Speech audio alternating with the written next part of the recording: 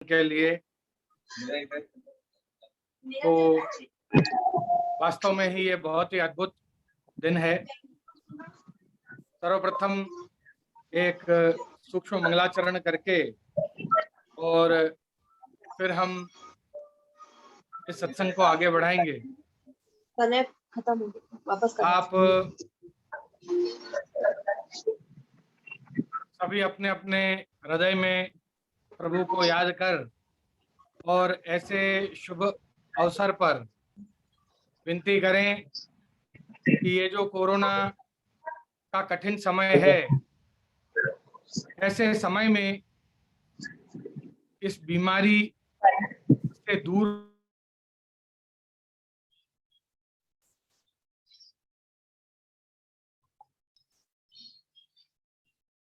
क्या हो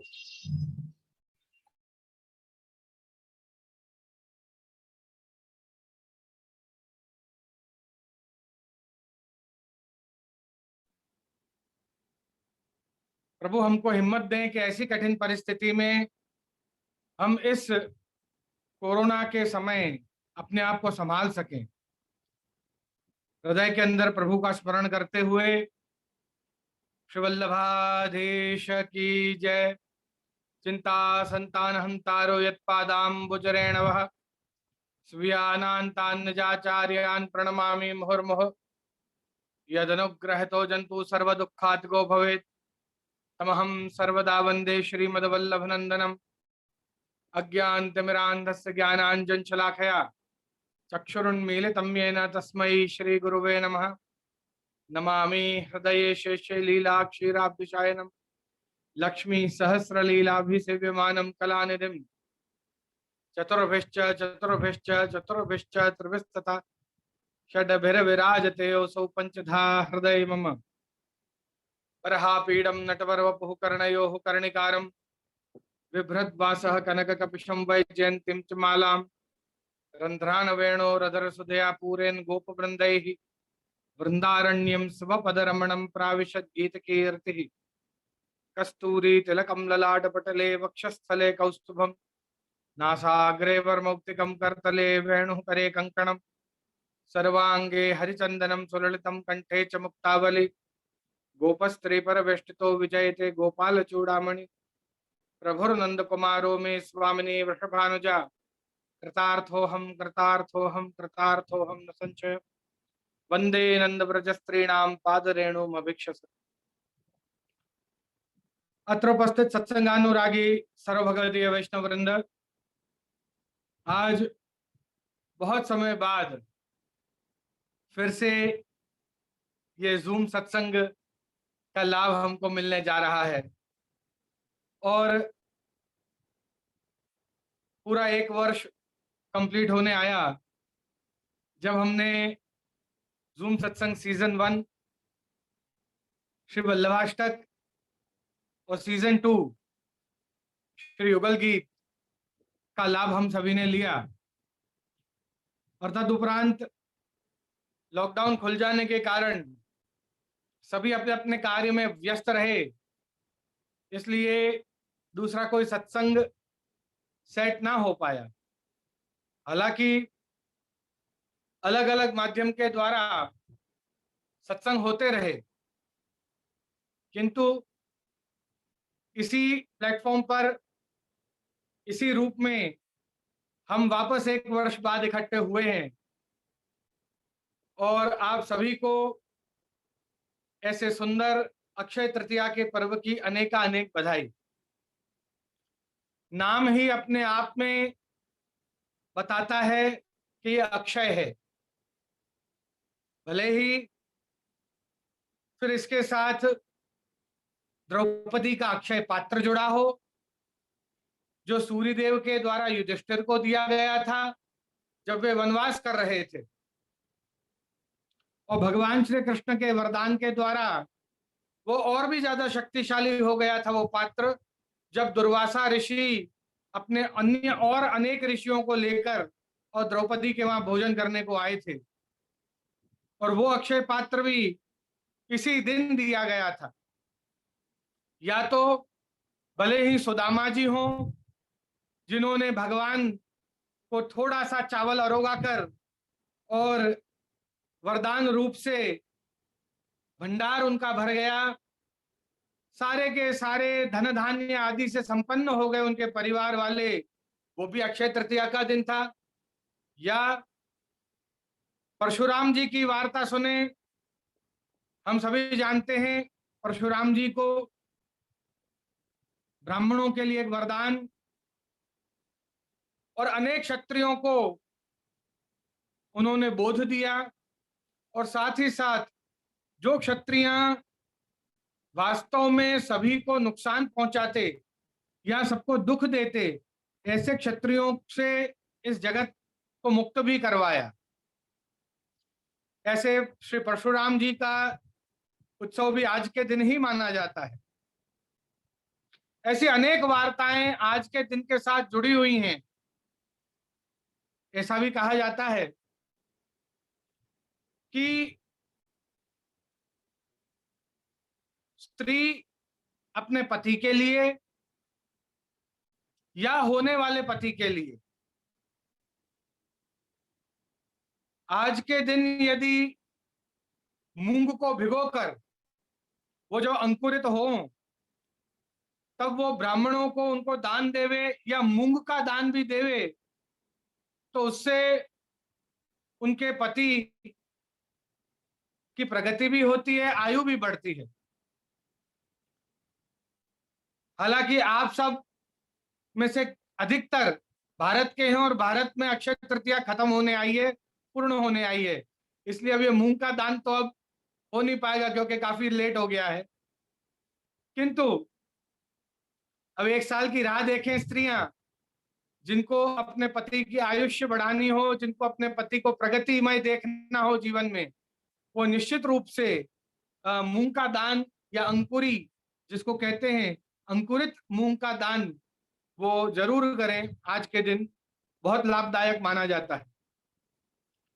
तो ऐसे अनेक प्रकार के प्रसंगों से आज का दिन जो है अपने वहां जुड़ा हुआ है। पुष्टि मार्ग के अंदर जब श्रीनाथ जी पाट बिराजे,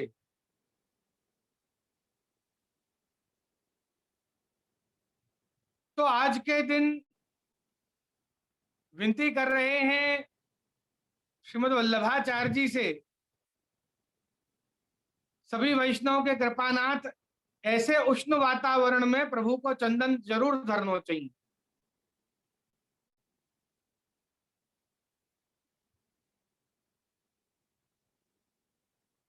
चंदन श्री जी को धराया।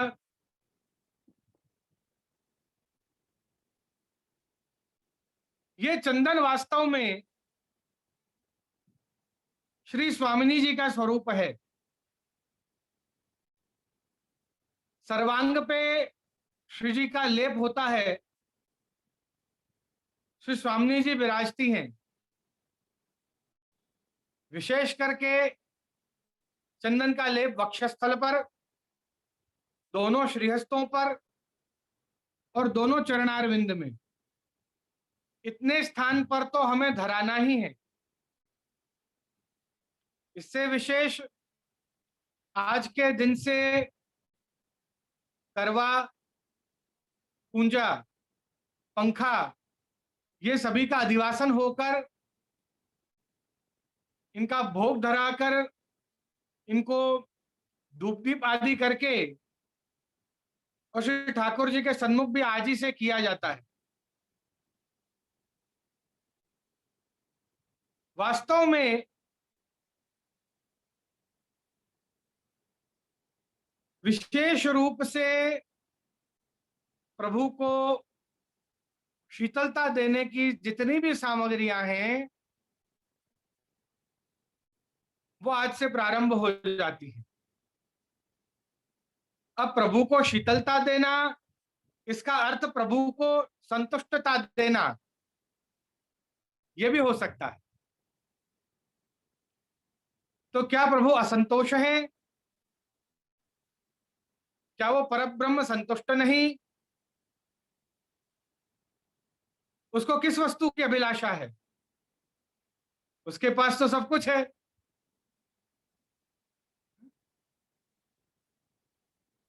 शंकराचार्य जब ऐसे कोई भी वाक्य को वो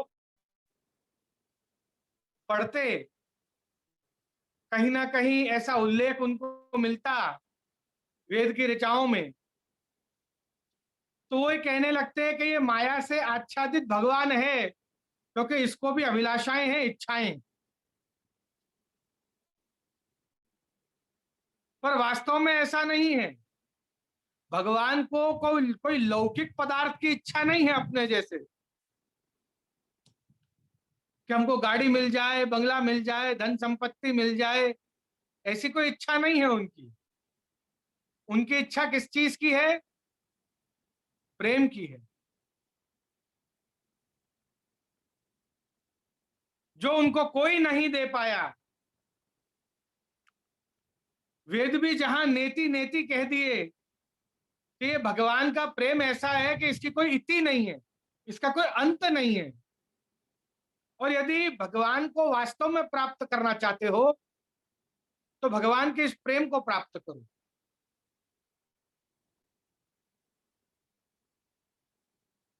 साधन के जितने भी मार्ग हैं वो इस समय कलयुग के अंदर इतने कारगर नहीं है, इतना वो असर नहीं दिखाते।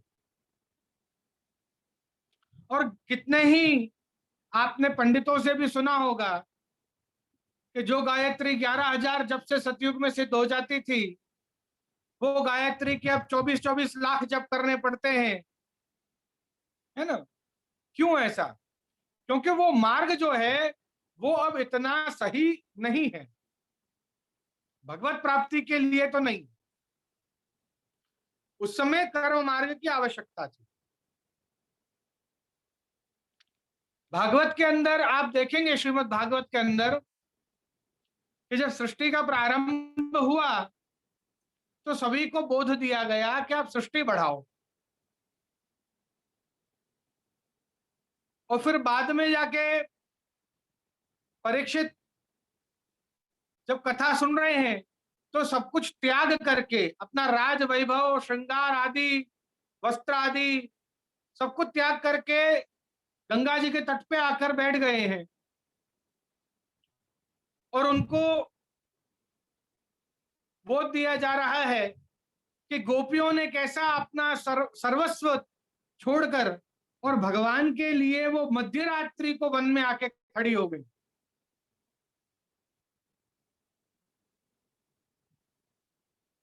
तो एक जगह श्रीमद् भागवत में ये बोध मिल रहा है कि परिवार बढ़ाओ, और एक जगह ये बोध मिल रहा है कि सब कुछ छोड़कर प्रभु की शरण में आओ। तो किस वचन को स्वीकारना, क्या सही है? वास्तव में पुष्टि मार्ग के अंदर गृहस्थ होना गलत नहीं है। और इनफैक्ट पुष्टि मार्ग में तो गृहस्थी को और अधिक उत्तम आश्रम बताया है कि यदि तुम गृहस्थी हो तो तुम सबसे ऊपर हो, तुम सन्यासी से भी ऊपर हो, तुम ब्रह्मचारी से भी ऊपर हो, तुम वानप्रस्थी से भी ऊपर हो। क्योंकि एक गृहस्थी ही ऐसा है जो सब कुछ पालन कर सकता है, सबको संभाल सकता है। ब्रह्मचारी बेचारा क्या संभालेगा, वो तो जानता ही नहीं, बालक है वो तो। सन्यासी तो वैसे सब कुछ छोड़ चुका है। पर ग्रह जो अपने वानप्रस्थी है, उनकी अब उम्र ही नहीं रही कुछ संभालने की।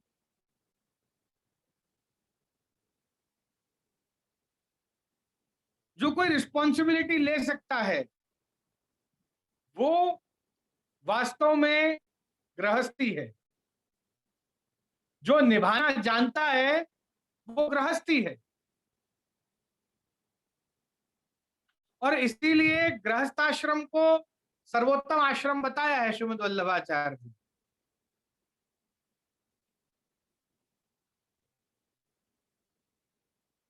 तो यहां पर हमें क्या करना है? पुष्टि मार्ग में सर्वस्व त्याग करना है या सब कुछ अपनाना है? कह रहे हैं सभी के बीच रहकर भी किसी में मन ना लगे, वो सच्चा सन्यास है। मन मात्र प्रभु में लगे, वो सच्चा सन्यास है।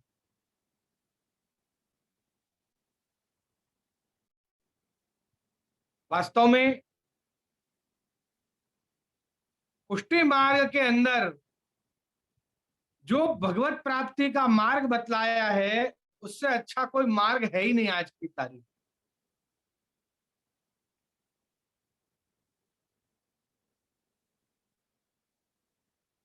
खसखाने के पद आते हैं, अनत न जाइए पिया रहिए मेरे ही में।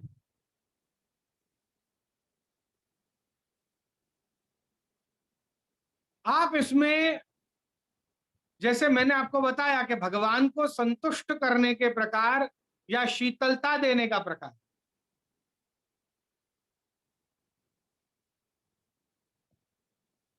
अधिकांश रूप से सारी सेवाएं जो हैं इस उष्ण काल में, वो श्री स्वामिनी जी और श्री यमुना जी की कहानी से होती। आप देखिए, और इनसे अधिक शीतलता और कौन दे पाएगा? भले अपन पंखा का विचार करें या कुंजा का या करवा का या छिड़काव जो होता है निज मंदिर में, नाव के मनोरथ आदि, प्रभु को सुख देना।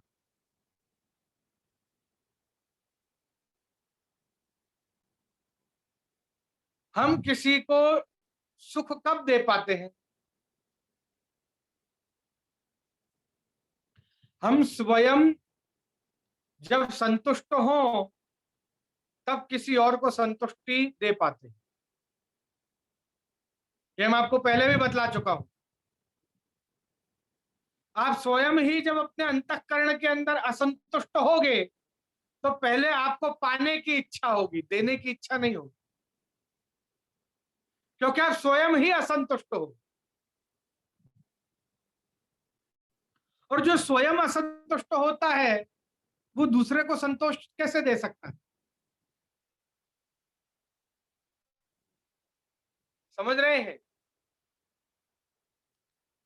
चंदन धराने का भाव बतला रहा हूं मैं आपको। जब प्रभु को वो चंदन हम धरा रहे हैं तो उसके अंदर पधराई गई प्रत्येक सामग्री का स्मरण करते हुए, गुलाब जल, गुलाब का इत्र, चंदन, केसर, बरास, अपने कस्तूरी, अंबर, प्रत्येक सामग्री का स्मरण करते हुए, भले ही अपन उन सामग्रियों के रसात्मक भाव ना जानते हो, किस स्वामिनी के भाव से है, इसका क्या असर होता है अलौकिक रूप से, ये ना जानते हो, पर उस सामग्री का स्वभाव तो जानते हैं। केसर उष्णता देती है, कस्तूरी उष्णता देती है, अंबर उष्णता देता है, तो बरास शीतलता देती है, चंदन शीतलता, गुलाब जल शीतलता। तो ऐसा उष्ण और शीतल का मेल क्यों किया है? एक साधारण स्वभाव भी यदि हम, क्योंकि बहुत रसात्मक ना जाएं, और एक साधारण स्वभाव भी हम किसी सामग्री का समझें, जहां पर भी संयोग और विप्रयोग एक हो जाता है वहां पर उत्तम फल की प्राप्ति होती है। ताप और आनंद, क्लेश आनंद जब एक हो जाता है वहां सदा उत्तम ही फल मिलता है।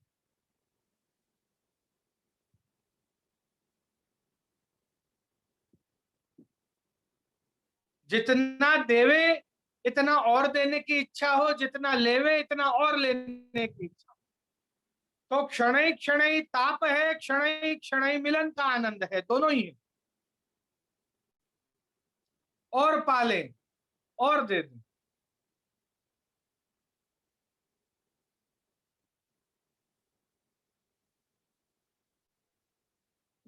दोनों का मिलन इसीलिए किया जाता है। साधारण रूप से यदि अपन देखें तो सर्द गर्मी ना हो जाए, इसलिए क्या है कि बिल्कुल ठंडा ठंडा चंदन नहीं लगाते, उसमें थोड़ा केसर भी मिलाते हैं, उसमें थोड़ी बरास भी मिलाते हैं, तो थोड़ी कस्तूरी भी मिलाते हैं, तो थोड़ा गुलाब जल भी मिलाते हैं। इसको हाइपरथर्मिया, सर्द गर्मी जो कहते हैं, लू लग जाए, बाहर गए फिर ठंडक में आए, फिर गर्मी में गए फिर ठंडक में आए, तो उससे बॉडी टेम्परेचर बहुत जल्दी बदलने लगता है और उसके कारण लू लग जाती है।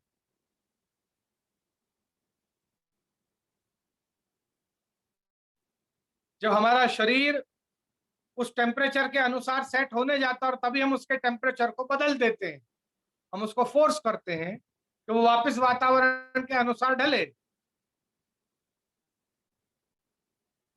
तो ऐसा ना हो इसलिए हम ये दोनों प्रकार की सामग्रियों को मिलाते हैं।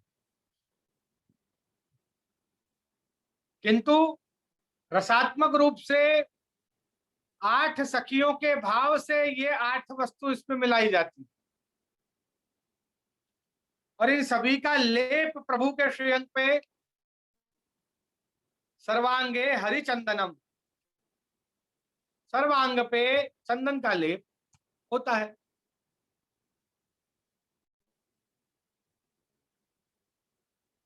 अब ऐसे स्वरूप में जो अपने निज जन से लिपटे हुए हैं, अब ऐसे प्रभु का दर्शन करना है। औरों को तो मात्र केसर युक्त चंदन ही का लेप दिख रहा है, समझना है। श्री कुमकुमेन दयिता स्तन मंडितेन, या वक्षस्थल पे राधा जी ने जब वो चंदन धराया, प्रभु को इतना सुख हुआ, श्री राधा जी की विनती पर प्रभु ने अपने चरणारविंद हृदय पर स्थापित किए।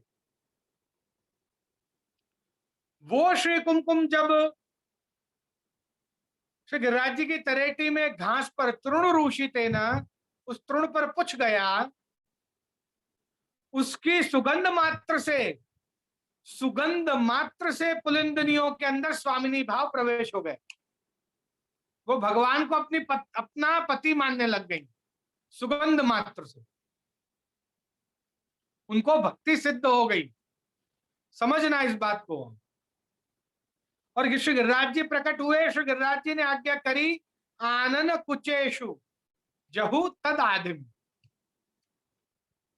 यदि इसको तुम अपने मस्तक पर और अपने हृदय पर धारण करोगे तो तुम्हारी सारी आधी व्याधि दूर हो जाएंगी। ये वो श्रीमयी कुमकुम है, केसर युक्त चंदन है, कुमकुम है, जिसको मस्तक पर और हृदय पर धारण करना है, लेप करना है। इसका टीकी करने का प्रकार नहीं है, इसका पूरा लेपन करने का प्रकार, लिम्पंत्य आनन कुचेशु, इसका लेप करो।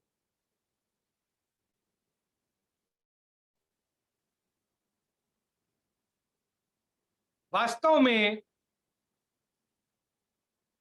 ये चंदन यात्रा ये बहुत ही अद्भुत रसात्मक उत्सव है,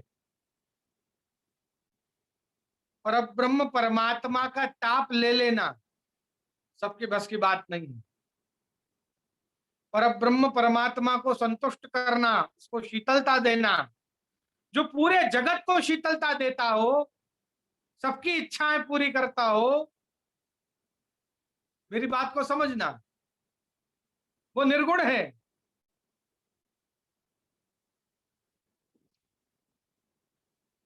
तुम्हारे लिए उसके अंदर फीलिंग्स जागना और फिर उस फीलिंग को भक्ति में परिवर्तित करके दृष्टि द्वारा वो तुम पर कृपा करके और अपने समीप आने देवे, और फिर तुम्हारे अंदर वो प्रकटम सामर्थ्य पधरावे, जिस सामर्थ्य के द्वारा तुम उसको सुखी कर सको।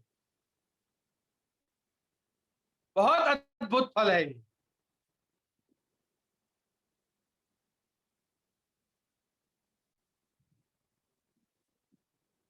ऐसा अद्भुत उत्सव आज चंदन यात्रा का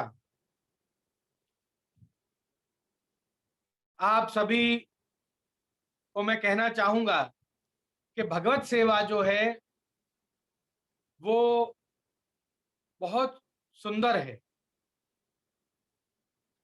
प्रभु से कोई लौकिक अपेक्षा ना करके और मात्र उनके प्रेम की इच्छा हम भगवदीय वैष्णव को होनी चाहिए। इस कोरोना के कठिन काल में आशा है कि आप सभी स्वस्थ होंगे और सुरक्षित होंगे।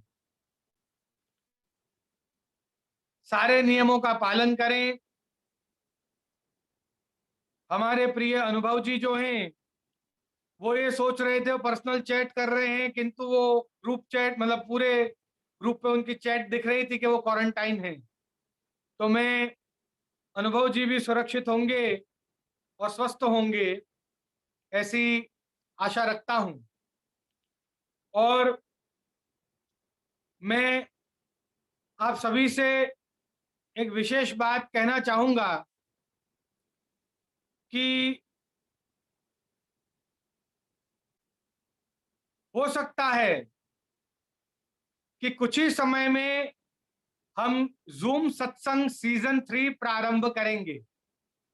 तो आज के इस विशेष दिन पर इसी बधाई को देने के लिए आज ये छोटा सा एक सत्र रखा गया था। बहुत ही छोटा आधे घंटे का क्रम हमने रखा था और विषय जो है वो अभी मैं आपके लिए थोड़ा सरप्राइज रखूंगा। कुछ हटकर विषय हम रखेंगे जो ज्ञानवर्धक भी हो और रसवर्धक भी हो। इसलिए आप सब आतुरता से इस समय का राह देखें। शीघ्र ही हम जूम सत्संग सीजन 3 प्रारंभ करेंगे, जिसका आप सभी को सारे मीडिया के द्वारा आपको सूचित कर दिया जाएगा, जिसके अंदर व्हाट्सएप हो गया, फेसबुक हो गया, इंस्टाग्राम हो गया, या और भी जितने भी सोशल मीडिया हैं उनके द्वारा आपको सूचना दी जाएगी। इतना ही कहकर आज के छोटे से सत्र को मैं यहीं विराम करूंगा, क्योंकि इस समय हमारे पास थोड़ा समय कम है। पर फिर से एक बार आप सभी को अक्षय तृतीया के ऐसे सुंदर पर्व की अनेकानेक बधाई, श्रीनाथ जी के पाटोत्सव की बधाई, चंदन यात्रा की बधाई, एवं बड़े बड़े जितने भी प्रसंग आज के दिन हुए हैं उन सभी प्रसंगों की साथ अपने सतयुग से लेकर और अभी तक के जितने भी प्रसंग हुए हैं उन सभी प्रसंगों की आप सभी को अनेकानेक बधाई देते हुए इस सत्र को यहीं विराम कर कर श्रीमद् वल्लभाचार्य जी श्री मदन मोहन प्रभु के चरणों में अपने वक्तव्य को समर्पित करता हूं। बोलो श्री वल्लभाधीश की जय।